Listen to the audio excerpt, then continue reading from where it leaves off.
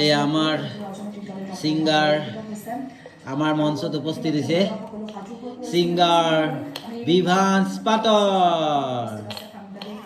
এইবাৰ বিহু মঞ্চত দেখিবলৈ পাব আপোনাৰ একদম কনিষ্ঠ, একদম সৰু কনিষ্ঠ সিঙ্গাৰ, লগতে সংগীত বাদ্য বিভান্স পাটৰ।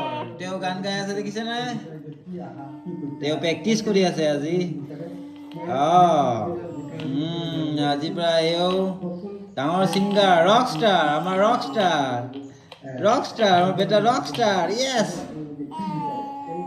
দিয়া গান গোৱা, দিয়া গান গোৱা, দিয়া দিয়া বজাই দিয়া, দিয়া। আমাৰ মাজত একেবাৰে কনিষ্ঠ আত্মহীয়া বিভান্স পাটৰ। বাহ।